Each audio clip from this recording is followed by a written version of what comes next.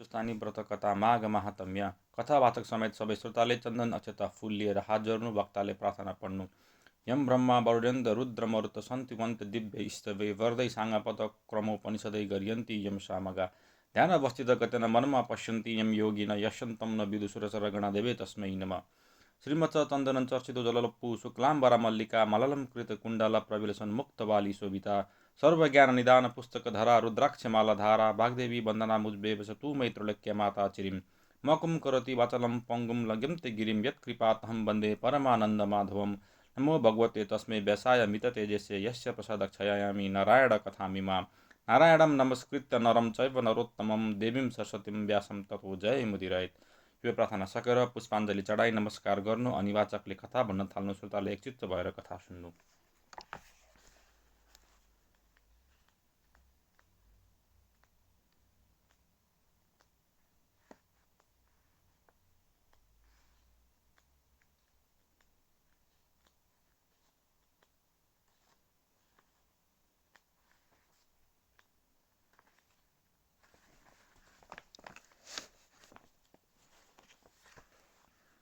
अथ दशमो अध्याय ग्रसनवध। कुमारजी आज्ञा गर्नुहुन्छ, हे अगस्त्य मुनि, विष्णु भगवानलाई देख्न साथ यसै पनि सम्पूर्ण असुरहरूले क्रोधले आगो झै भएर डढिरहेका थिए। त्यसमध्ये झन् कालनेमीलाई पराजित पारेर आफू विजयी भई सङ्ग्राम भूमिमा प्रभुता साथ उपस्थित विष्णु भगवानलाई देख्दा असुर दलका सेनापतिहरूको क्रोधले सीमा पार गर्दै गयो। मह काट्दा मौरी रिसाए जस्तै सारा सैन्य लिएर चारैतिर घुम्न लागे। काला चमलहरू लरक्क पारिएको, सेता बेल बुट्टा भएका, पञ्चरङ्गी ध्वजा पताकाले सज्जित, गढस्थल फुटेर मदको धारा बगाइरहेको, आट्नै नसकिने ठुलो पर्वत चाहिँ विशाल र डरलाग्दो हात्तीमा चढेर निमी दैत्य त्यस सङ्ग्राम भूमिमा विष्णु भगवानतिर लम्कियो। त्यसकारण सहायक अनुचर वा रक्षक प्रसिद्ध असुरहरू कवच र किरीट धारण गरेका डरलाग्दा 30,000 जति थिए। मथन दानव अश्वमा चढेको, जम्बको सवारी उठमा थियो। शुम्बासुर ठुलो र बलियो भेडामाथि बसेको थियो। यी सबैका साथमा अन्य पनि साना ठुला दैत्य, दानव तथा असुरहरू सुसज्जित भएर नाना प्रकारका शास्त्र-अस्त्रहरू भिरेर सङ्ग्राममा विष्णु भगवानमाथि आफ्ना आफ्ना हतियार एवं शास्त्र-अस्त्र सामूहिक रूपले प्रहार गर्न थाले। फलामको मुसलले निमि दानवले, मथन असुरले मुङ्ग्रोले, शुम्भवीरले सुरले, ग्रसन नामक वीरले प्रासले, महिषासुरले चक्रद्वारा, जम्ब योद्धाले शक्तिले तथा अनेक असुरहरू तीक्ष्ण तीक्ष्ण बाणले चारैतर्फबाट एकैपल्ट हमला गरे। ती समस्त दैत्य दानव र असुरगणका शास्त्रस्त्रहरू विष्णु भगवानका अङ्गमा योग्य गुरुजनका उपदेश सुविज्ञ शिष्यका हृदयमा पसे झैँ एक एक गरेर पस्दै गए। यति हुँदा पनि नारायण भगवान कति पनि नआत्ती विशाल बाहुमा धनु लिएर सर्प जस्ता र एकदम स्वच्छ पारिएका सोझै गएर लक्ष्य भेद गर्न सक्ने बाणहरू सन्धान गरेर धनु कानसम्म तानी समस्त असुरहरूमाथि छोड्नुभयो। ती अग्निसमान 20 सरले निमिलाई, 10 सरले मथनवीरलाई, 5 सरले शुम्भलाई र 1 सरले महिषासुरलाई तथा 12 सरले जम्बलाई आक्रमण गरेर फेरि सबैलाई पालैसित 8-8 सरले हिर्काउनु भयो। विष्णु भगवानको यस प्रकारको हस्त चातुर्य देखेर क्रोधले आगो समान भएका सबै दैत्य दानवहरू उच्च स्वर गरेर कराउँदै अत्यन्त भयङ्कर र अद्भुत सङ्ग्राम गर्न थाले। निमिले भाला प्रहार गरेर विष्णु भगवानको धनु, महिषासुरले हातमा लिइराखेको बाणहरू टुक्रा टुक्रा पारिदियो र तीखा तीखा सरहरू प्रहार गरेर जम्बले गरुड र विष्णु भगवानलाई बाहुमा शुम्भासुरले तत्काल प्रहार गरिदियो। यसरी सामूहिक आक्रमण गर्दा आइलागेको दानव दैत्यले आफ्नो धनुको ताँदो काटिदिँदा विष्णु भगवानले गदा घुमाएर वेगपूर्वक मथन दानवमाथि प्रहार गर्नुभयो। त्यो गदा आएर लाग्न नपाउँदै निमीको तीक्ष्ण सरले टुक्रा टुक्रा पारिदियो। लोभी वा शानसित गरिएको याचना जस्तै आफ्नो गदा विफल भएको देखेर विष्णु भगवानले रत्न जोडिएको दिव्य मुद्गर उचाली चारैतिर फन्न घुमाएर प्रहार गर्नुभयो। त्यो मुद्गर पनि लाग्न नपाउँदै आकाशमै जम्बवीरको गदा, ग्रसनको पट्टिस र महिषासुरको शक्तिले व्यर्थ पारिदियो। यस प्रकार दुईजनसित गरिएको प्रीति प्रणय निवेदन निरर्थक भए चाहिँ आफ्नो शक्तिशाली मुद्गर व्यर्थ गएको देखेर विष्णु भगवानले 8 घण्टको कठोर ध्वनि भएको अग्रभाग तेजिलो देखिने आफ्नो शक्ति जम्बवीरमाथि प्रहार गर्नुभयो। त्यो शक्तिलाई पनि गजासुरले आकाशमै टप्प समाइदियो। सुयोग्य व्यक्तिले दिएको शिक्षा अर्थी उपदेशलाई विवेकी व्यक्तिले टप्प टिपे झैँ त्यो बलियो शक्तिलाई गजासुरले सहजै पक्रेको देखेर विष्णु भगवानले अर्को बलियो र भारी धनु लिई त्यसमा ताँदो चढाई रौद्रास्त्र सन्धान गरेर त्यो गजासुर दानवमाथि प्रहार गर्नुभयो। त्यो अस्त्रको तेज चराचरमा व्याप्त भयो। सम्पूर्ण आकाश सरैसरले ढाकियो। दिशा विदिशा र पृथ्वी सरका जालले जेलिए झैँ देखिन लाग्यो। रौद्रास्त्रको त्यो अद्भुत प्रभाव देखेर महाबली तारकासुरको मुख्य सेनापति ग्रसनासुरले ब्रह्मास्त्रको प्रयोग गर्यो अनि त्यो रौद्रास्त्र साम्य हुन गयो। यसरी रौद्रास्त्र शान्त भएको देखेर विष्णु भगवानले आफ्नो साङ्गड धनुषमा कालदण्ड अस्त्र राखेर प्रहार गर्नुभयो र त्यसले तातो र रुखो बतास चल्न थाल्यो। भुइँचालो आउन लाग्यो अनि बल्ल दानव र दैत्यहरूको हृदय कम्पित भयो, मुटु हल्लियो। त्यो भयङ्कर अस्त्र देखेर असुरहरूले पनि आफ्ना आफ्ना प्रधान र दिव्य अस्त्रहरू प्रहार गर्न थाले। त्यसमा प्रथम ग्रसनवीरले नारायणास्त्र, निमिले चक्र तथा जम्बासुरले अनेका नवीन किसिमका शास्त्र-अस्त्रहरूको प्रहार गर्दा नगर्दै कालदण्डले करोडौँ दानव दैत्य र असुरहरूलाई एकै दिनमै रथ, हात्ती र अश्व समेत स्वाहा पारिदियो। दैत्यहरूका सम्पूर्ण शास्त्र-अस्त्र स्वयं शान्त भएर गए।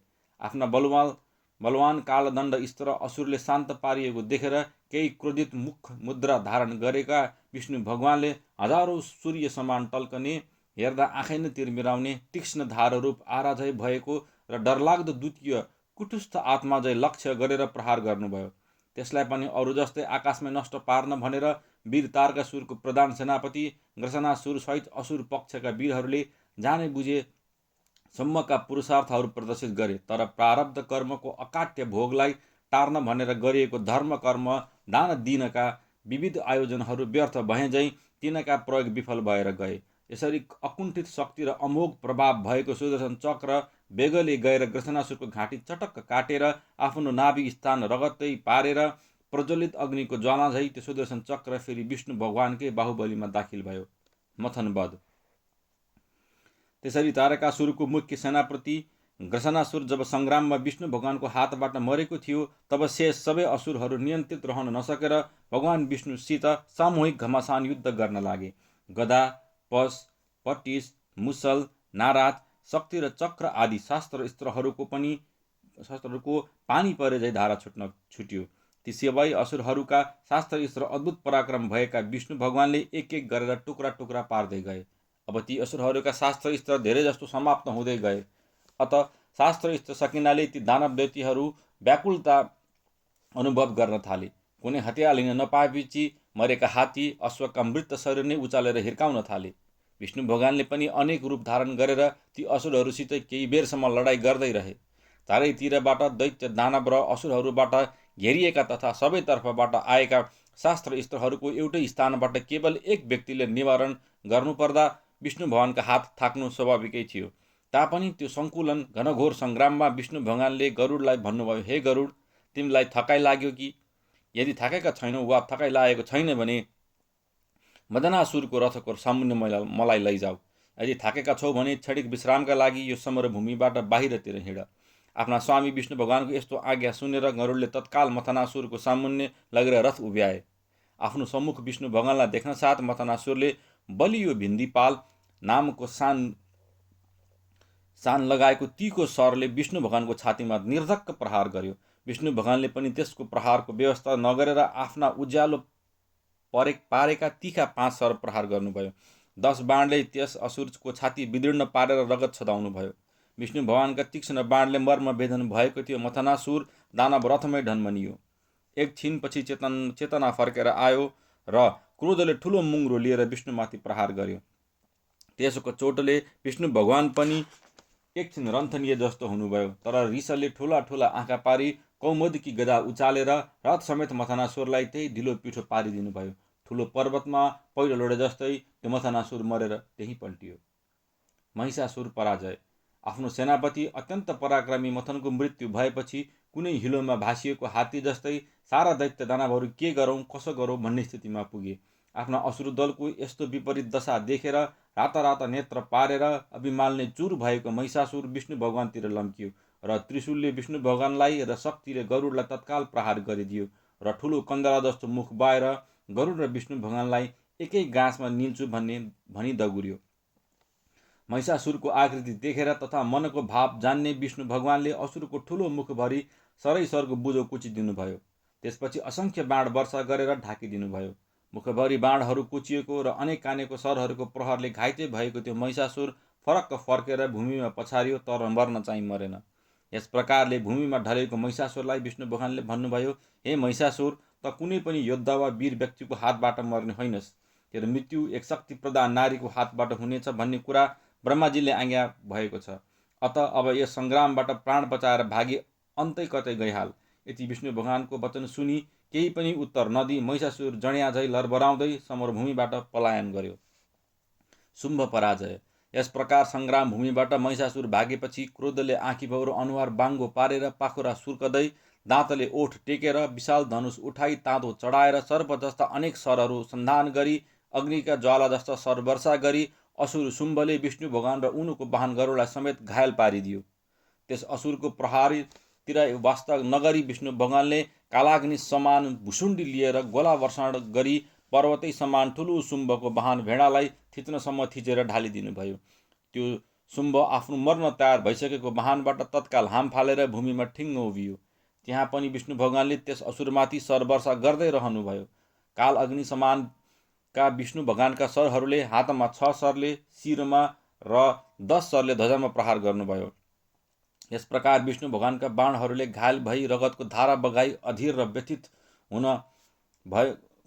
गएको शुम्भलाई विष्णु भगवानले आज्ञा भयो, हे शुम्भ, त केही दिनमै एउटी कन्याकुमारी केटीको हातबाट मर्ने हुनाले म जस्तो वीरका हातको अस्त्र शस्त्रले तेरो उद्धार हुने सौभाग्य छैन।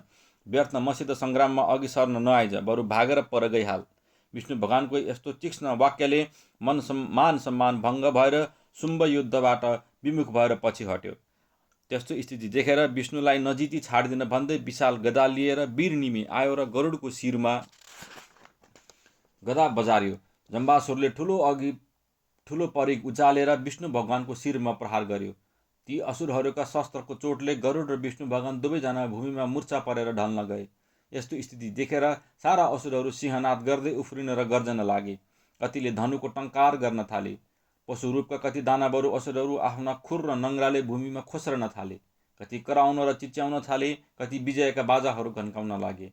केही समयपछि गरुड र विष्णु भगवानलाई चेतना आयो र कालको गतिविधि र कर्तव्यको निश्चय समेत विचार गर्नुपर्ने बखत आएको हुनाले त्यहाँबाट गरुडमा चढेर विष्णु भगवान हट्नुभयो। अब विष्णु पनि सङ्ग्रामबाट भागे भनेर असुरहरू झन् खुसीले उन्मत्त भएर नाच्न लागे। देवतातर्फ यस स्थितिले गहिरो विषाद फैलायो। देवराज इन्द्रले पनि भगवान विष्णु भाग्नुभयो भन्ने ठानेर अब के गर्ने भनेर निदो गर्न सकेनन् र विष्णु भगवान बस्नु भएको स्थान पत्ता लगाएर त्यहीँ उपस्थित भए। अनि मिठो र नम्र बाणीमा उत्साह बढाउँदै देवराज इन्द्रले भने, हे भगवान, दुष्ट प्रकृति भएका यी असुरहरूसँग किन यस्तो खेल खेल्नु भएको? दुर्जनले कुनै पछि छिद्र पाए भने सुख शान्तिले बस्न दिँदैनन्। समर्थ व्यक्तिले दुष्टजनको कुनै दुष्टताको अपेक्षा गरिदिए भने त्यो नीच दुर्जन आफ्नो विजयमा अभिमान गर्न थाल्दछ र अझ बढ्ता दुष्कर्महरू गरी प्रजालाई अनेक कष्ट दिन थाल्दछ। अत दुष्ट नीचलाई उत्साहित पारेर वा बढाएर छाडिदिनु अनुचित हो। अत अब यसरी नबसेर अघि बढ्नुहोस्। शक्ति र साधनले परिपूर्ण बलवान श्रेष्ठ पुरुषहरूका हातमा विजय लक्ष्मी स्वयं स्वागत गर्न आउँछिन्। फेरि पूर्वकालमा हजुरले कुनै साधनको पनि इच्छा वा वास्ता नगरेर एक्लै हिरण्याक्ष र हिरण्यकशिपु जस्ता बलवान दैत्यहरूलाई यमलोकको मार्ग देखाइसक्नु भएको हो। फेरि हजुरको सम्मुख हुनसाथ हिरण्यकशिपुको स्वतः बुद्धिमा बिर्को लागेको थियो। पुराकालमा अनेक आसुरी शक्तिमा भर परी दैवी शक्तिलाई पराजित गर्न खोज्ने वीर दैत्य दानव असुरहरू बत्तीका पुतली झै भएर गए।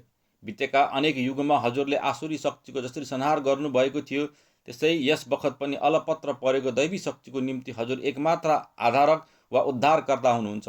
अब हामी देवताहरूलाई आश्रय र अवयव दान दिन उठ्नुहोस्। देवराजको यस्तो समयानुकूल प्रार्थना सुनेर विष्णु भगवान बढ्दै अत्यन्त ठुलो हुनुभयो। अनेक उत्तम समृद्धिहरूले पूर्ण र सुसज्जित भएर सज्जन र देवताको शत्रुहरूको संहार गरी समस्त प्राणीहरूका संरक्षक र आश्रय स्वरूपमा रही देवराज इन्द्रलाई देश काल र परिस्थिति अनुसार भन्नुभयो, हे देवराज, यी समस्त दैत्य दानव र असुरहरूका प्रतापी राजाहरू अब केवल तिम्रा उपाय र युक्तिबाट नै मारिनेछन्। अरू कसैको पनि सहायता लिनुपर्ने छैन। एउटा तारकासुर मात्र 7 दिनको शिशुबाट मर्नेछ। त्यसलाई मार्ने तिम्रो शक्तिदेखि कि बाहिरको कुरो हो, त्यसमा तिमीले चिन्ता लिनु पर्दैन। अन्य चाहिँ कुनै स्त्रीका हातबाट र केही कुमारी कन्याका हातबाट मर्ने किसिमका छन्। अब तिमी स्वयं पुरुषार्थ देखाई आफ्नो दिव्य शक्तिद्वारा जम्बासुरको वध आफ्नै बाहुल्यले गर। तिमी बाहेक अन्य कसैको पनि हातबाट यो मारिँदैन। यसै कारण जम्बालाई सङ्ग्राम भूमिमा छाडेर समरबाट भगुवा जस्तो भएर म यहाँ आएको हुँ। अत संसारको कण्टक रूप जम्बासुरको वधका लागि तिमी तत्काल उद्योग गर, त्यसमा म तिम्रो पुरा सहायता गर्नेछु। यस प्रकार भगवान विष्णुको उपदेश र सल्लाह पाएपछि देवराज इन्द्रले समस्त देवताहरूलाई सैन्य सङ्गठन गरेर तिनको बिउ तयार पार्ने समेत आज्ञा दिए। आफ्नो पराक्रम र तपस्या रूप सार वस्तुहरूको सङ्कलन गर्ने सल्लाह पनि विष्णु भगवानबाट पाइयो। त्यस सैन्य सङ्गठनमा अग्रसर हुन एकादश रुद्रलाई सङ्केत दिए। अत सबै रुद्रहरू अनेक सर्पका गहनाहरूले सुसज्जित भएका र बलियो नीलो घन्टी हुने, जुरोमा चन्द्रमा लगाएका, अग्निको ज्वाला समान त्रिशूल लिएका, अत्यन्त भयङ्कर रूपका, अग्ला र कैला जटाहरूको जुरो बाँधेका, बाघको छाला कम्बरमा र हात्तीको छाला काँधमा कसेका, सदैव दैत्य दानव र असुरहरूलाई भयभीत तुल्याउने, कपाली, पिङ्गल, भीम, विरूपाक्ष, बिलोहित, शास्ता, शासन, अजेस, ध्रुव, खण्ड र शुभ शम्भु यी अतुल बलशाली र प्रतापी एकादश रुद्रहरू देवताका सेनाको संरक्षण गर्दै शत्रुहरूका मुटुमा मृत्युको झर्सा पार्दै देवताहरूको उत्साहमा वृद्धि गर्दै प्रलय कालको मेघ गर्जदै सेनाका अगाडि लागे। हिमालय समान सेता सुवर्ण कमलको स्वच्छ माला पहिरिएका, चमर हल्लाएर सुवर्णका घुङ्रा र घण्टाहरू झुन्डाएका, चार विशाल र लामा दारा देख्दै पर्वताकार एरावत हात्तीमा हिमालयको टाकुरामाथि टल्कने सूर्य समान देवराज इन्द्र चढेका थिए। अग्नि र वायु दायाँ बायाँ र विष्णु भगवान सेनासहित इन्द्रको संरक्षक रूपमा उपस्थित हुनुभयो। अनि अष्टवसु, द्वादशादित्य, विश्वेदेव र अश्विनी कुमार तथा गन्धर्व, विद्याधर, यक्ष, राक्षस, नाग, किन्नरहरू अनेक आभूषण र शास्त्र स्तरले सुसज्जित भएर विजित सुरराज अर्को परिचयका निमित्त अनेक चिन्हले अंकित भई बन्दीजनहरूद्वारा आफ्ना आफ्ना गाथा गान गरेर सुनाउँदै दैत्य दानवको वध गर्नका लागि हर्ष उल्लास देखाउँदै समस्त देव योनि सहितका देवताहरू देवराज इन्द्रका अघि अघि हिँडे। विभिन्न देवताहरूका समूहले सुरक्षित असंख्य घोडा, हात्ती, रथ र रथहरूले पूर्ण, ध्वजा पताका आदिले सज्जित, हात्ती अश्वका ध्वनिले व्याप्त, सेता चमर आदिले परिपूर्ण त्यो देवताको सेना दैत्य दानव र असुरहरूका चित्तमा भयङ्कर सन्ताप उत्पन्न गर्दै अघि बढ्यो। गजासुर संहार। यस प्रकार समुद्र जै उर्लेर आउनका लागि लागेका देवसेनालाई देखेर असुर पक्षका सेनापति गजासुर तत्काल ठुलो हात्तीको स्वरूप लिई कालो भयङ्कर मेघ समानको बनेर फर्सा उचाली क्रोधले ओठ टोक्दै पाउले देवसेनालाई किच्दै मिच्दै र सुडले तान्दै पछार्दै धारिलो फर्साले कर्कलाको बारी झैँ ध्वस्त पार्न लाग्यो। यसरी अनेक सेनालाई दलमल पारेको देखेर यक्ष, गन्धर्व र किन्नरहरू सबै मिलेर दानवी सेनामाथि पास, परशु, मुदगर, भिन्दिपाल, प्रास, कुन्त, तरवार, दण्ड, भाला र वर्षाहरूको पानी परे झै वर्षा गर्न लाग्यो। तर ती सम्पूर्ण शास्त्र स्त्रहरू जन्तुले घाँसको बुझो मुखमा पोचो झै गरेर एकै गाँसमा समाप्त पारिदियो। क्रोधले सुड लामो पारेर देवसेनाहरूलाई लडाउँदै पछार्दै सङ्ग्राम भूमिमा चारैतिर घुम्न थाल्यो। जुन देवताका सेनातिर लम्कियो त्यतातिर भागा हाहाकार पार्दथ्यो। यस प्रकार देवसेनाको विध्वंस भएको देखेर एकादश रुद्रहरू अहङ्कारी रूपी क्रोधको ज्वालाले बल्दो अग्नि जै भएर परस्पर भन्न थाले, हे भाइ हो, यो तुच्छ दैत्यलाई समाएर थिचिहाल। सेनापति नभएको यस पाजेलाई अङ्कुशले घिसारेर तानेर तिखा सुलले मर्म स्थानमा रोपेर मार। परस्परका यस्ता कुरा सुन्नसाथ कपाली रुद्रले तीक्ष्ण धार भएको बलियो त्रिशूल दाहिने हातमा लिएर बायाँ हातले स्वाट्ट पुछेर क्रोधले नेत्रा ठुला ठुला पारी भ्रिकुटी बङ्गाएर कठोर मुठीले टलक्क टल्कने र झिलिक्क बिजुली झल्किने त्रिशूल बलपूर्वक समातेर त्यो सङ्ग्राम भूमिमा गजासुरमाथि उफ्रेर जाइ लागे र हात्ती रूपी त्यसको गढस्थलमा रोपिदिए। त्यसपछि अन्य 10 रुद्र पनि बेगले एकैपल्ट दगुर्दै गएर त्रिशूलले गजासुरलाई रोपेर आकुल व्याकुल पारिदिए।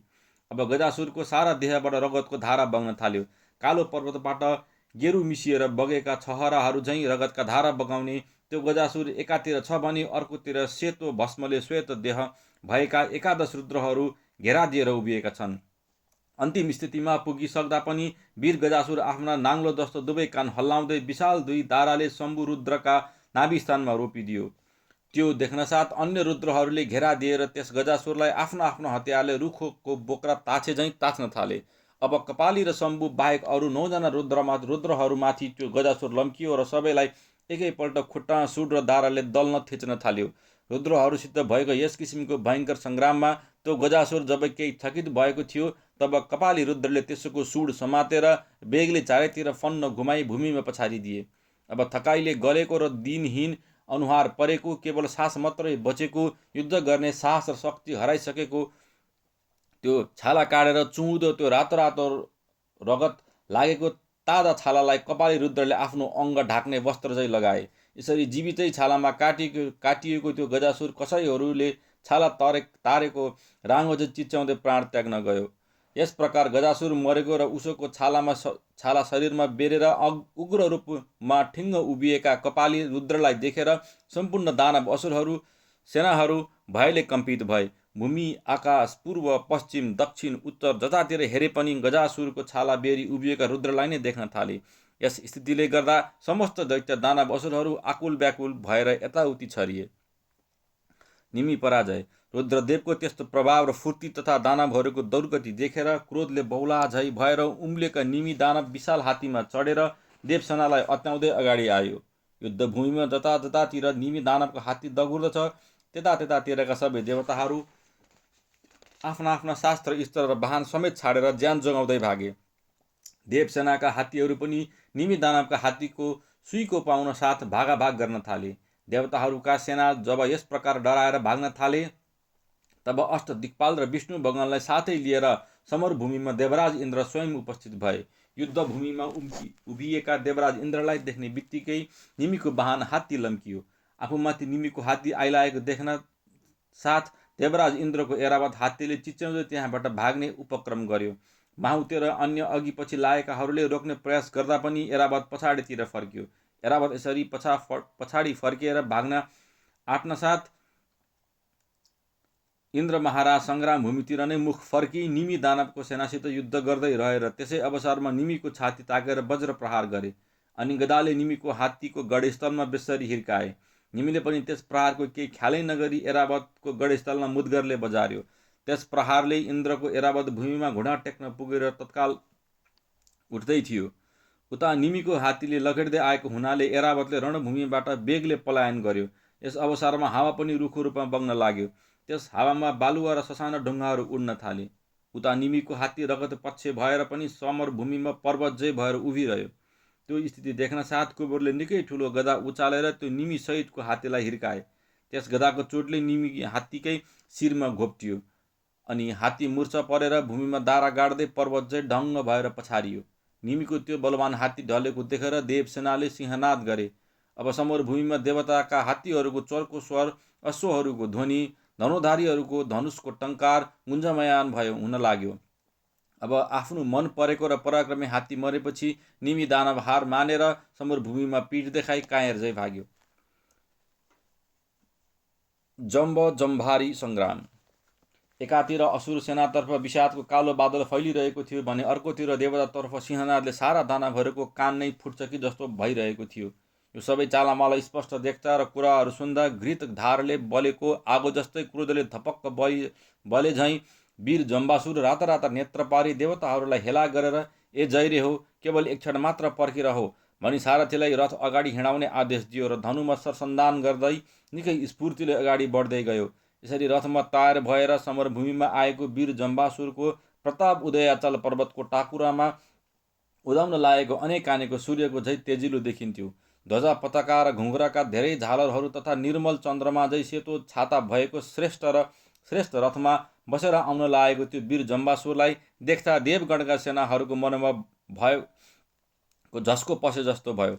यस किसिमले अजय र अगम भएर युद्धमा भएका आफ्नो बलियो शत्रु जम्बासुरलाई देख्न साथ देवराज इन्द्रले प्रत्यक्ष गम्भीरताका मूर्ति जस्तै भएर बलियो धनुष र स्वच्छ पारिएका र अर्धचन्द्राकार धार भएका सरासर सोझै जाने तीक्ष्ण सरहरूको सन्धान गरी तत्काल प्रहार गरेर त्यसको धनुष बाँड टुक्रा पारिदिए। दानवकुलको अभिमानी जम्बासुरले पनि तत्काल अर्को धनु लियो र तीका 10 सर देवराजको काँधको सन्धिमा, 3 सर छातीमा, 2 सर काँधमा लाग्ने गरी प्रहार गर्यो। त्यसका सर विफल पारेर इन्द्रले पनि सरजालमा जम्बलाई छोप्ने उपाय गरे, तर जम्बले ती सबै सर बिचमै टुक्रा टुक्रा पारिदियो। अब बर्ता रिसले मुरमुरिएर देवराजले अत्यन्त अद्भुत गन्धर्वास्त्र अभिमन्त्रित गरी त्यस जम्बासुरको सैन्य समेतको लक्ष्य गरी प्रहार गरे। त्यो गन्धर्वास्त्रको ज्योति आकाशभरि फैलियो र आकाशमा गन्धर्वहरूको एक विशाल नगर नै देखियो र त्यहीँबाट दानव सेनामाथि डरलाग्दा शास्त्रस्त्रहरू पानी परेर बर्सन थाले। त्यस शस्त्र वर्षाले आहत हुन लागेको ती दानवको विशाल सैन्य दल आकुल व्याकुल भइरहेको थियो। तैपनि आफ्नो शरण पर्नेको सुरक्षा गर्नु उत्तम काम भन्ठानी सबैलाई मौखिक आश्वासन दिएर गन्धर्वास्त्रको निवारण गर्न मुसलास्त्रको विधिपूर्वक प्रयोग गरिदियो। त्यसबाट सम्पूर्ण संसार फलामे फलामका मुसलहरूले ढाकियो। गन्धर्व नगरमा पनि मुसलले ढाकिदियो। त्यसपछि जम्बासुरले देवताका सेनामाथि गन्धर्वास्त्रकै प्रयोग गरिदियो। त्यसले देवसेनाको अपार पनि हानि भयो। आफूतर्फको स्थिति देखेर देवराज इन्द्रले विश्वकर्माको त्वाष्ट्र अस्त्रको सन्धान गरेर त्यसबाट अग्निका ज्वाला निस्के। ती ज्वाला उड्दै मन्त्रमय दिव्य उपकरण उत्पन्न भए। ती उपकरणद्वारा आकाशमा चौधुवा टाङ्गे जस्तै देखियो। त्यसैले गर्दा जम्बकको मुसलास्त्र स्वयं शान्त हुन गयो। त्यो देखेर फेरि जम्बासुरले पर्वतास्त्रद्वारा त्वाष्ट्र अस्त्रबाट उत्पन्न उपकरणहरूलाई धुलो पिठो पारिदियो। त्यस पर्वतास्त्रको निवारण गर्न देवराज इन्द्रले वज्रास्त्रको प्रयोग गरे। त्यसले गर्दा पर्वतको वर्षा रोकियो। त्यो वज्रास्त्र शान्त पार्न जम्बासुरलाई इस्कियास्त्र प्रहार गर्यो। त्यस वज्रास्त्रलाई शान्त पारिदियो तापनि त्यसले देवताहरूका हात्ती घोडा रथसहित आकाशमा उड्न थाले। त्यो देखेर देवराज इन्द्रले अग्नेयास्त्र प्रहार गरिदिए। त्यसले इस्कियास्त्र तत्काल शान्त भयो तापनि त्यसबाट निस्केको अग्निले रथ अश्व हात्ती एवं जम्बासुरको देह समेत डढ्न थाल्यो। वीर जम्बासुर पनि साहस र हिम्मत हार्ने खालको थिएन। उसले तत्काल वारुणास्त्र अभिमन्त्रित गरेर छोडिदियो। त्यसले देवराज इन्द्रको अग्नेयास्त्र शान्त भए तापनि आकाशमा बिजुलीका विभिन्न फुलबुट्टा जस्ता सेता काला मेघहरू देखिन लागे। हात्तीको सुड जस्तै जलको वर्षा हुन लाग्यो। एक क्षणमै संसारभरि पानी पानी भएर दिशा विदिशा सबै डुबाउन लाग्यो। त्यो स्थिति देखेर देवराज इन्द्रले वायव्य अस्त्र प्रयोग गरे। त्यस अस्त्रले भयङ्कर हुरी चलन थाल्यो। चक्रवात आँधीले हाहा पारिदियो। आकाशमा सारा बादल छिन्न भिन्न भए तापनि वर्षापछिको चिसो हुरीले बेसरी जाडो भएर समस्त दानव सेनाहरू थरथर काम्न थाले। बलवान दानव वीरहरू पनि त्यस बखत सङ्ग्राम भूमिमा अडिन असमर्थ देखिए। अनि त्यो वायव्य अस्त्रको वेग रोक्न जम्बासुरले पर्वतास्त्रको प्रयोग गरिदियो। त्यसबाट हुरी आउने दिशातर्फ एउटा भयङ्कर पर्वत ठडियो र वायव्य अस्त्रको प्रभाव बिस्तारै शान्त भएर गयो। अनि देवराज इन्द्र रिसाई वज्र समान कठोर महाशक्तिको सन्धान गरेर डरलाग्दो रूपमा ठडिएको त्यो पर्वतको आकृतिको जम्बासुरलाई ताकेर प्रहार गरे। त्यो अस्त्र लाग्न साथ पर्वत रूपधारी त्यो असुरको सम्पूर्ण ओडार कन्दरा झरना र छहरा आदि सबै हराएर गए। ठुलो पर्वत पनि धुलो पिठो भयो अनि असुरको त्यो पहाडी माया साम्य भयो। त्यसपछि जम्बासुरले सङ्ग्रामको रूप फेरेर भयङ्कर पर्वतको रूप धारण गरेको विशाल गजराज बनेर देवताका सेनाहरूमाथि आक्रमण गरिदियो।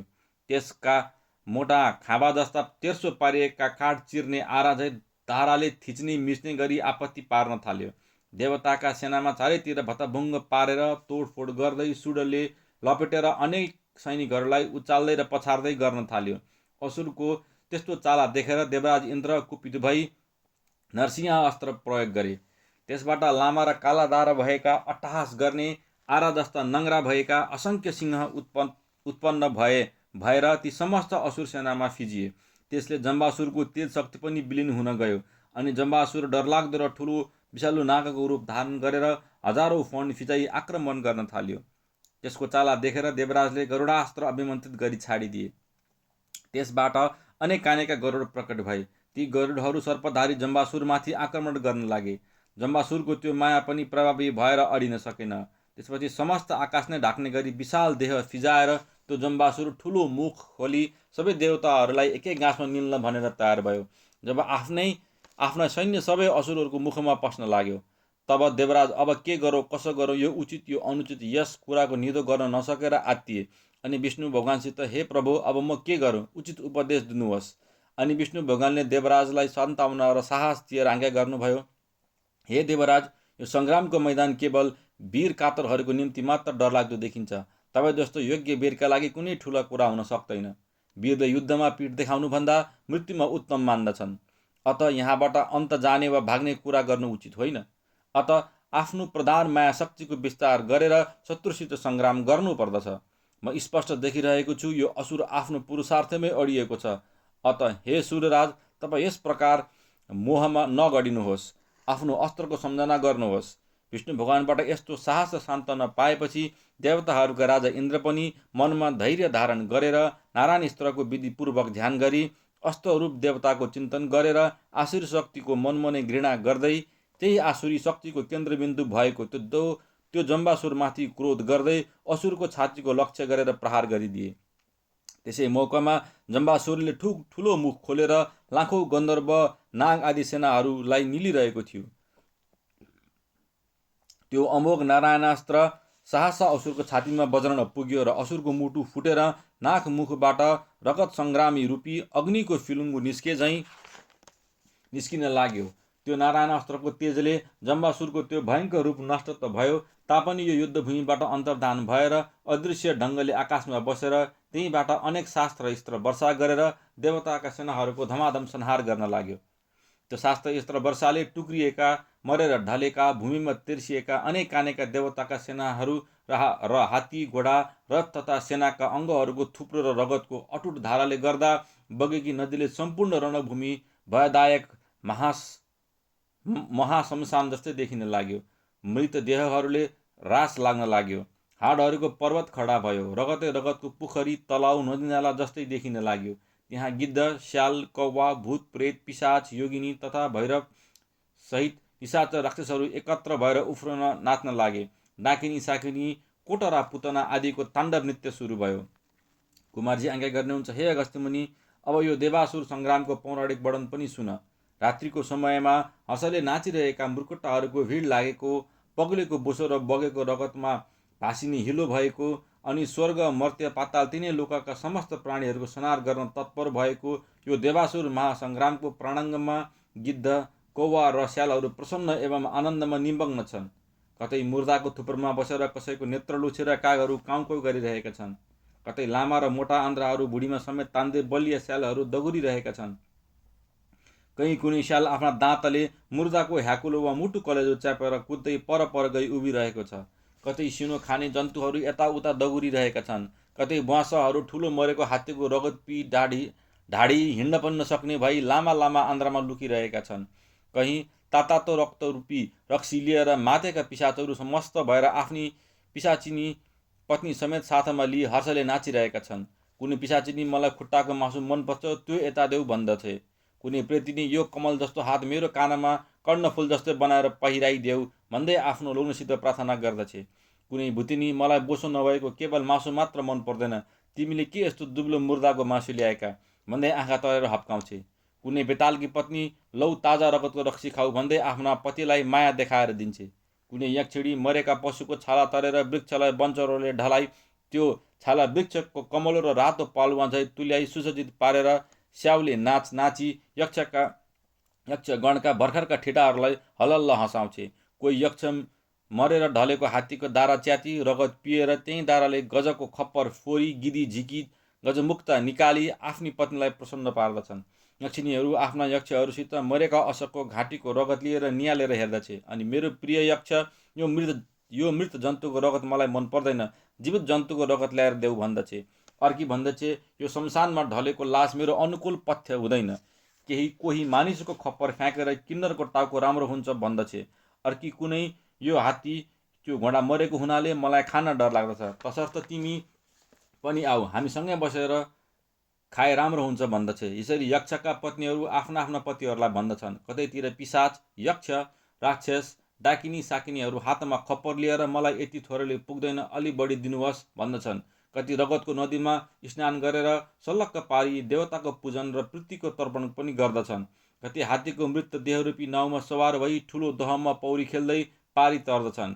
यस प्रकार देवता र असुरहरूको अनेक प्रकारको भिड घुइँचो भएको देवासुर सङ्ग्राममा कति पनि डर भय नमान्ने अहङ्कारी दुवैतर्फका सेनाहरू झन्झन उत्सिरिएर अघि सरी प्राणको लेनदेन गरिरहेका छन्।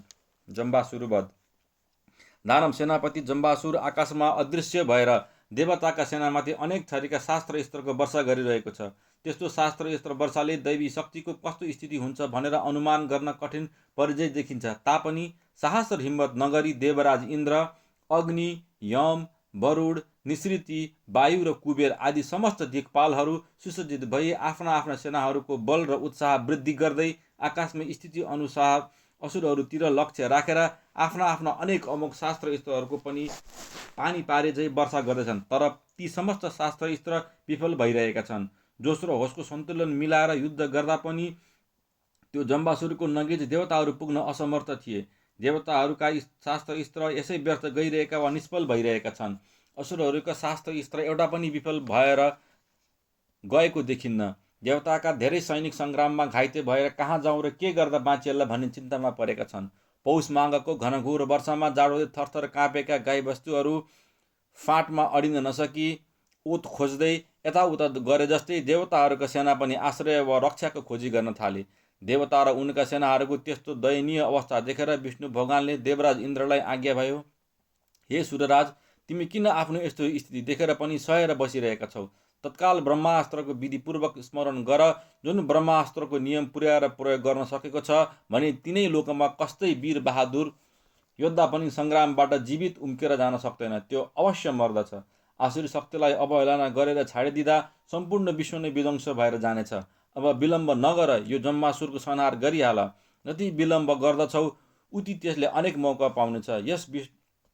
यसरी विष्णु भगवानले देवराज इन्द्रलाई उत्साहित र प्रेरणा दिन साथ पूर्ण धैर्य र संयम सहित सदैव आफूले सम्मान साथ मर्यादापूर्वक पूजा गर्दै आएको विशेष ओजस्वी तेजवान त्यो ब्रह्मास्त्र, जुन ब्रह्मास्त्र प्रयोग गरेपछि शत्रुको संहारमा अमोघ, अचूक र कहिले व्यर्थ नजाने थियो, त्यसलाई बाणमा सतर्कतापूर्वक सन्धान गरेर आफ्नो विशाल धनुषमा चढाई बुद्धिमानीपूर्वक धैर्य धारण गरी ब्रह्मास्त्रको बीज मन्त्रमा चित्त स्थिति गरी शरीरलाई समाधिस्य पारी शुद्ध मन्त्रोच्चारण गरी आफ्नो अत्यासलाई नियन्त्रणमा राखी धनुषको ताँदो कानसम्म तानी जम्बासुरको वधको मनमनै अभिसन्धान राखी आकाशतिर नेत्र फिराई कहिले पनि कुण्ठित नहुने तेज र प्रभाव भएको ब्रह्मास्त्र ठुलो बेगले प्रहार गरिदिए।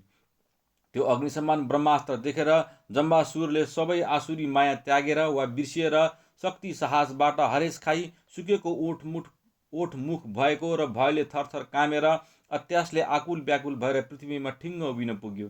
असुरका सम्पूर्ण विद्या समेत शास्त्र अस्त्रहरू देवराज इन्द्रका आसनको नगिचे झलमल्ल हुँदै स्वयं समर्पित हुन पुगेर शिरको किरीटमा जडिएका मणि माणिक्य र रत्नहरू चारैतिरबाट पाटाबाट प्रपुष्टित भएर झलमल्ल गर्ने उज्जवल कान्ति फिजेको अनेक थरीको सुगन्धित पुष्पहरूको सुगन्धले मगमग भएको, धुवाँ फैलिएको अग्निको ज्वाला समान कैला र्याल छरिएको, कानमा कुण्डले शोभामयान भएको असुरराज जम्बको शिर त्यस ब्रह्मास्त्रद्वारा काटिएर भूमिमा खस्यो। यसरी जब वीर जम्बासुर मारियो तब सम्पूर्ण दानव दैत्य र असुराधिपतिहरू मनुको इच्छा वा सङ्कल्प ध्वंस भएकोले त्यहाँबाट विमुख भएर जहाँ दानव धिरा तारकासुर थियो त्यहीँ पुगे।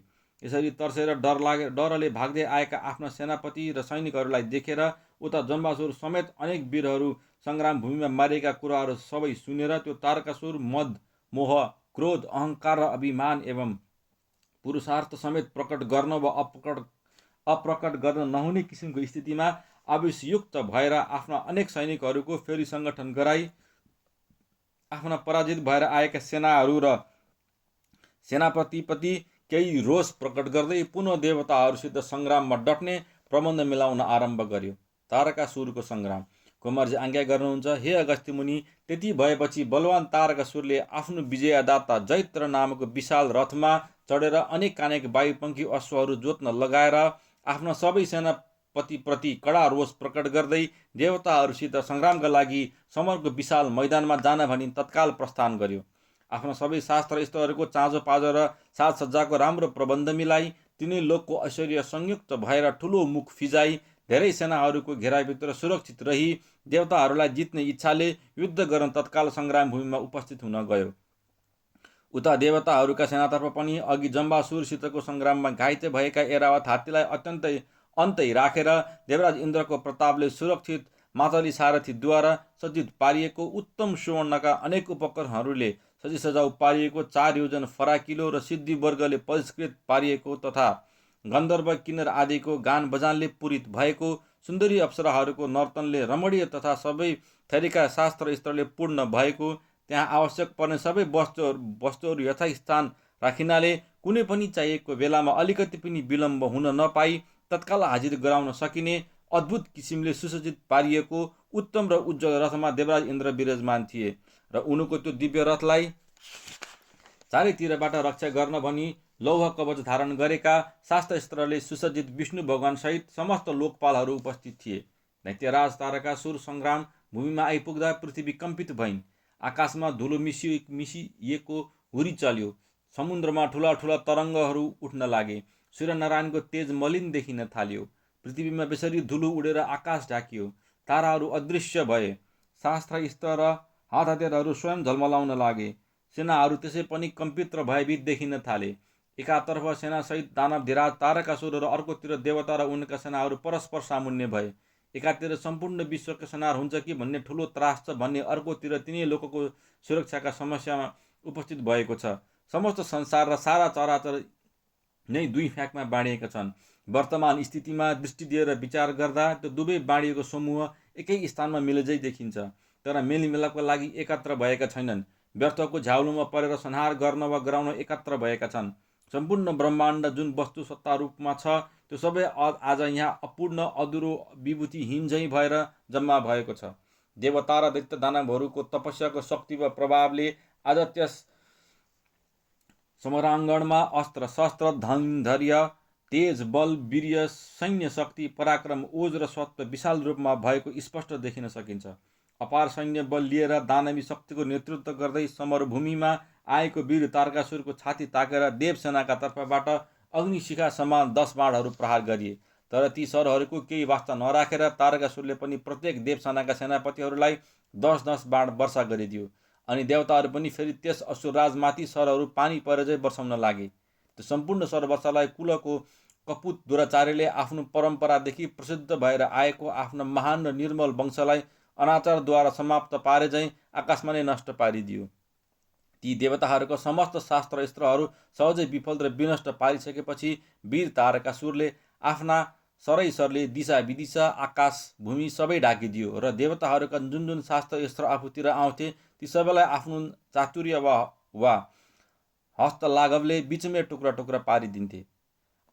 आफ्ना तर्क र युक्तिपूर्ण शास्त्रस्त्रले सत्य अथवा यथार्थ कथनलाई पनि संदिग्ध तुल्याई बङ्ग्याई मिथ्या प्रमाणित पारिदिए। जस्तै त्यो तारकासुरले पनि देवगढका सबै शास्त्रस्त्रहरूलाई अनेक छल कपट गरेर विफल तुल्याइदियो र आफ्ना 80 सरले इन्द्रलाई, 60 सरले विष्णु भगवानलाई र 90 बाणले अग्निलाई, 10-10 सरले वरुण र यमराजलाई, 70 सरले कुबेरलाई, वायुलाई 8 सरले, निसृतिलाई 30 सरले प्रहार गरेर फेरि उपरोक्त सबैलाई एक एक गरेर 20-20 सरले हिर्कायो।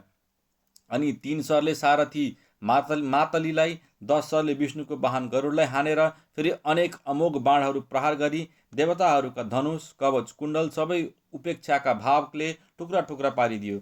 अब आफ्ना आफ्ना कवच कुण्डल र धनु समेत काटिएका देवताहरू त्यस समरमा अर्को कवच कुण्डल धारण गरी धनुष पनि अर्कै लिएर क्रोधले चुर भई त्यस असुरमाथि अमोघ सरहरूको सामूहिक वर्षा गर्न थाले।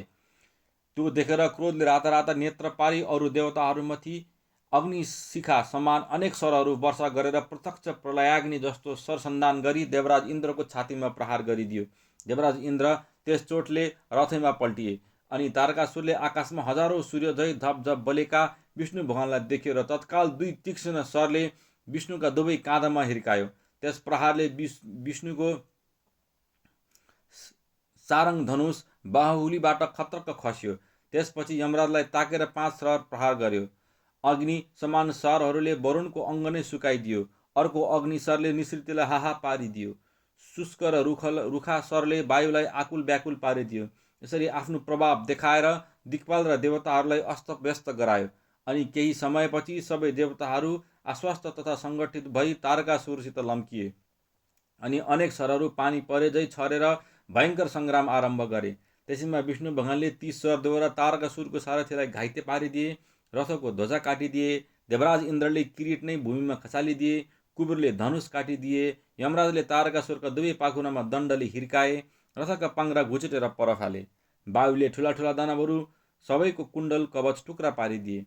देवताहरूको त्यो विशाल पराक्रम देखेर तारकासुरले मनमने स्याबास भनेर तारिफ गर्यो अनि आफूलाई पनि अब मेरा 2 हात बाहेक अन्य कुनै भर मान्ने वस्तु रहेन भन्ने देख्यो। यस्तो भए तापनि विचार गर्यो, वनको मृगेन्द्रलाई अरू कसैको पनि सहायता चाहिन्न। अनि जुरुक्क उठ्यो र गदा हातमा लियो अनि फन्न घुमाई देवराज इन्द्रलाई लक्ष्य गरेर हिर्कायो। आकाशमा बेग्लै गएको त्यो गदा विफल पार्न नसकिने देखेर इन्द्र डरले रथबाट भूमिमा हाम फाले। त्यस गदाले रथ, अश्व, ध्वजा सबै धुलो पारिदियो। सारथी मातली चाहिँ सौभाग्यले जीवित रहे।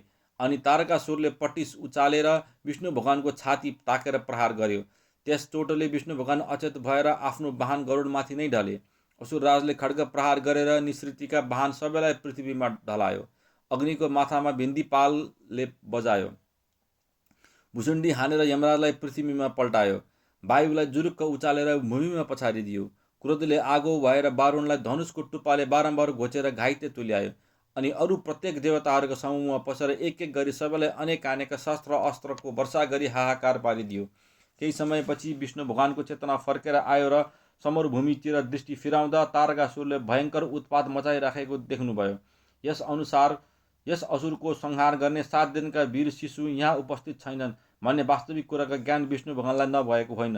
तापनि युद्धको प्रारङ्भमा उपस्थित रहेसम्म लडाइँ गर्ने पर्ने व्यवस्था र सैनिक नीति नियम हुनाले सुदर्शन चक्र फन्न घुमाएर तारकासुरको छाती ताकेर प्रहार गर्नुभयो। तर त्यो सुदर्शन चक्र कुनै पत्थरमा पछारेको कमलो पुष्प झै तारकासुरको वज्र समान छातीमा स्वयं नै धुलो पिठो भयो। देवराज इन्द्रले अमोघ वज्र प्रहार गरे तर त्यो पनि स्वयं टुक्रा टुक्रा भयो। अनि वायुले हानेको अङ्कुश पनि व्यर्थ गयो र रिसाई वायुले एउटा ठुलो पर्वत नै उचाली तारकासुरमाथि प्रहार गरे। तर त्यो पर्वत ससाना केटाकेटीहरूले खेल्ने भकुण्डो झैँ बायाँ हातले ट्याप्प समाती अर्कोतिर हुत्याइदियो। यमराजले आफ्नो विशाल कालदण्डले तारकासुरको खप्परमै लाग्ने गरी हिर्काए, तर त्यो लाग्न नसकेकाले असुरलाई थाहा नै भएन। अग्निले प्रलयकालको अग्नि समान शक्ति लिएर त्यस तारकासुरको छातीमा हिर्काए, तर त्यो पनि कोमल पुष्पको माला झै हुन गयो। निसृतिले बलियो खड्ग ताकेर असुरको खप्परमै बजारे। त्यो खड्ग पनि स्वयं बाँचिएर विफल भयो। वरुणले भयङ्कर नागपासले असुरका दुवै हात बेसरी कस्ने प्रयास गरे, तर त्यो नागपास असुरका हातमा पर्नासाथ विषका दाँतहरू स्वयं बाँचिए। नाग पनि स्वयं भूमिमा पराजित भएर ढल्यो। यसै प्रकार अश्विनी कुमार 49 वायु, नाग, साध्य, राक्षस, यक्ष, गन्धर्वहरू, थरीथरीका शास्त्र स्त्र एवं सरहरू तारकासुरको देहमा पुगेर केवल चिलाइ मात्र मार्दथे, हानि केही पनि गर्न सक्दैनथे। अब त्यो वीर तारकासुर आफ्नो विशाल रथबाट उफ्री भूमिमा आयो र देवगढका सेनाको समूहभित्र पसी कोटी कोटी देवताहरूका सेनालाई मुड्की र थप्पड हिर्काएर स्वाहा पारिदियो। अन्य सबै देवताका सेनाहरू असुर दलको भयले जो भएका हात हतियार समेत सङ्ग्राम भूमिमै छाडेर दिशा विदिशातिर प्राण जोगाएर कुलेलाम भए। विष्णुसहित देवगणका समस्त लोकपालहरूलाई बलपूर्वक बाँधेर बगरेले खसी बोका च्याङ्ग्रा भेडा डोर्याएर झैँ डोर्याउँदै ल्याउनु भन्ने हुकुम दिएर आफू विशाल रथमा चढी सिद्ध गन्धर्व, दैत्य र अप्सराहरूले गान गरेको आफ्नो विजय गाथा सुन्दै प्रसन्न चित्तले आफ्नो नगरीमा प्रवेश गर्यो। साथै त्रैलोक्य राजप्रसादमा अनेक मणिरत्नले बनेको राजसिंहासनमा विराजमान भएर किरीट कुण्डलहरू झलमल्ल पार्दै अनेक दिव्य सुन्दरीहरूसित हासविलास गरी समय बिताउन थाल्यो। केही दिन यसै क्रममा बितेपछि एक दिन तारकासुरको दिव्य सभामा उनको एक प्रधान द्वारपाल आएर दुवै घुँडा भूमिमा टेकी हात जोडेर बिन्ती गर्यो, हे महाराज, काल नेमीले समस्त बाँधिएका देवताहरूलाई अहिले मुख्य द्वारमा उभ्याइरहेका छन्। अब यी बन्दी देवगणलाई कहाँ लगेर राखौँ भनिरहेका छन्। द्वारपालको यस्तो बिन्ती सुनेर तारकासुरले भन्यो, यो तिनै लोकका समस्त साम्राज्य मेरै हो र घरबार पनि आफ्नै हो, अत यिनीहरूलाई जहाँ इच्छा छ त्यहाँ बस्न दिनु। देवताहरूका बन्धनहरू पनि सबै फुकाइदिनु। तारकासुरको हुकुम अनुसार पास आदि काटिदिए। देवताहरूलाई आफ्नो मन परेको इच्छित स्थानमा बस्न पाउने आज्ञा प्राप्त भयो।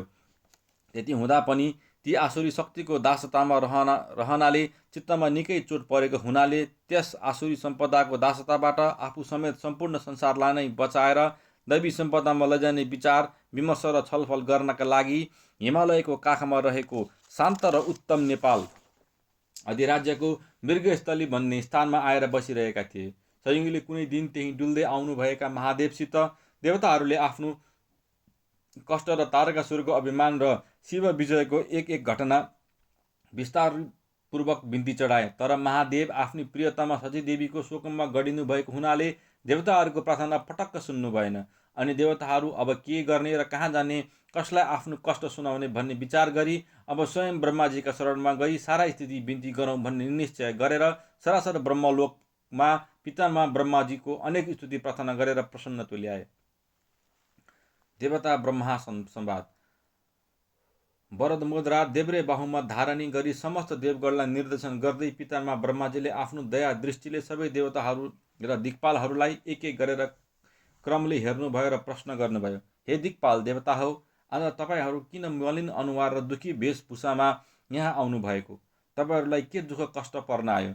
यस प्रकार पितामह ब्रह्माजीको दयापूर्ण वचन सुनेर सबै देवताहरूले वायुदेवलाई आफ्नो प्रतिनिधि बनाई अगाडि सारेर कुराकानी गर्ने प्रस्ताव राखेकाले वायुदेवले पितामह ब्रह्माजीसित विनयपूर्वक निवेदन गरे। हे ब्रह्माण्ड, हे पितामह, संसारमा हजुरले नथाहा पाएको र नजानेको के कुरा छ र? यो सम्पूर्ण संसारको सृष्टि संरचना गर्दा यसलाई सुचारू रूपले सञ्चालन गर्दै मर्यादामा व्यवस्थित पारेर राख्ने शक्ति केवल हजुरमै निहित छ। देव दानव सबै हजुरका समान सन्तान मानिन्छन् र हुन् पनि। कुनैलाई काखा र कुनैलाई लाखा पाखा नगरेर समान सम्झी स्नेह माया गरिरहनु भएको पनि हो। तर हिजो आज हजुरले बक्सिएकै वरदानले निर्भय भएको बजराङ्ग दानवको छोरो तारकासुरले तिनै लोकलाई दलमल पारेर हजुरबाटै तोकिएको देवासुरको मर्यादा उल्लङ्घन गरिरहेको छ। स्वर्गपुरीको अधिकारी देवगण हुन्। पातालको अधिकार असुरहरूको हात हो तथा वेदास्त्र र धर्मकर्मको नियमअनुसार अधिकार समस्त मानव जाति र ब्राह्मणहरूको हो। सम्भवतः यो अधिकार हजुरले असुरहरूलाई दिनुभएको छैन भन्ने हामी सबैको धारणा र विश्वास छ। तर तारकासुरले हजुरको छैन भन्ने हामी सबैको धारणामा विश्वास छ। तर तारकासुरले हजुरको पवित्र र अकाट्य संविधानको अपमान गरिरहेको छ। संसारको सारा शक्ति र अधिकार केवल दैत्य दानवहरूमा मात्र सीमित पारिरहेको छ। सम्पूर्ण देवता र मनुष्यहरूलाई निर्बल वा अशक्त तुल्याई उनीहरूका समस्त उत्तम वस्तुहरू हरण गरेर राष्ट्र देश र नगरहरूमाथि पनि आक्रमण गरेर समस्त विश्वको शक्ति आफ्नो हातमा राखी स्वर्गीय सम्पत्ति, नन्दन कानन, अप्सराहरू, विमान र मानव सम्पदा, वेदशास्त्र, यज्ञादि धर्मकर्मका विभागहरू र धन धानिध्य सम्पत्ति समस्त सम्पत्तिको नियम विशुद्ध शोषण गरी एक्लैले उपभोग गरिरहेको छ। यसरी शोषण गरेर स्वर्गीय दिव्य भूमि र मानवीय उर्वरा भूमिहरू सबै मरुभूमि समान तुल्याइराखेको छ। संसारका सबै राम्रा नगर अथवा प्रदेशहरू असुरहरूका मनोरञ्जन स्थल तुल्याइसकेका छन्।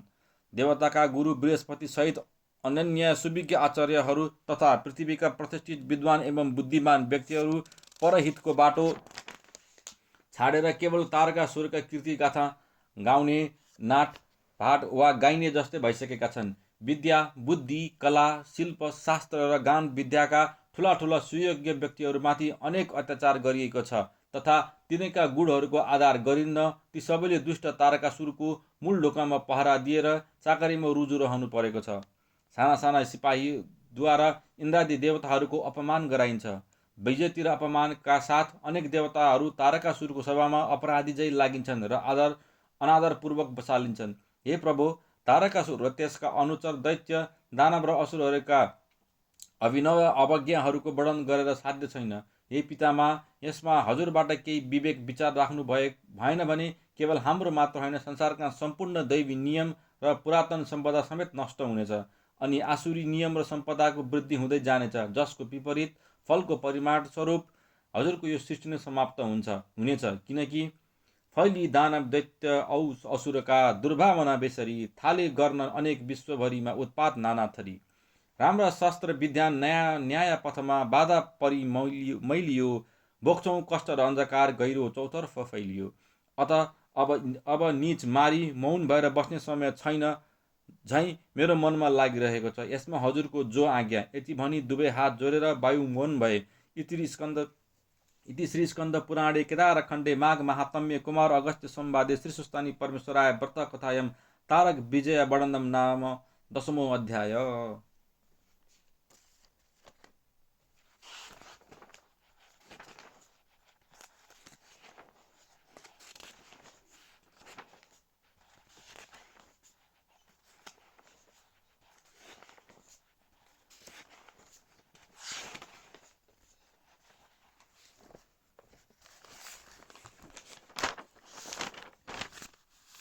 प्रतिदिन कथा सुनि श्रोताहरूले जल लिएर आफ्ना आफ्ना हात पानीले धोई पुष्पाञ्जली लिई हात जोड्नु र कथावाचकले यो तल लेखिएको मङ्गलाचरण भन्नु। उपनयतु मङ्गलव सकलजन मङ्गललाय श्रीमान दीनकरण किरण निबोधित नव नलिन दल निवेक्षण कृष्ण काले वर्षन्तु पर्जन्य पृथ्वी शास्यलिनी दोषायम छब रहितो ब्रहाडा सन्तु निर्भया अपुत्र पुत्रेण सन्तु पुत्रेण सन्तु पौत्रेण निर्धन सजन सन्तु जीवन्तु शारदां शतम तत्रैव गङ्गा यमुना तत्र गोदावरी सिन्धु सरस्वती च सर्वाणि तीर्थानि वसन्ति तत्र यात्रा चोदार कथा प्रसङ्ग या कुन्द्यन्तु दुसाहार धावला या शुभ्र वस्त्र वृता या विडावर दण्ड मण्डित करा या श्वेत पद्मासना या ब्रह्मच्युत शङ्कर प्रवीर्द भीर्द वैषादा वन्दिता समापातुं सरस्वती भगवती निशेष जड्यापः कायेन वाचा मनसेन्द्रियैर्वा बुद्ध्यात्मान वनुसृति सभात् सम्भावत करोमि यतत् मम सकलं परस्मै या नारायण तिथि समर्पयते तत। नित्य कथा सुनिसकेपछि सुन्ने श्रोता र वाचकले पनि पुष्पाञ्जली चढाई दण्डवत प्रणाम गर्नु र आफ्नो आफ्नो मनले चिताएको वर माग्नु। शीर्षस्थानी परमेश्वराय नमः।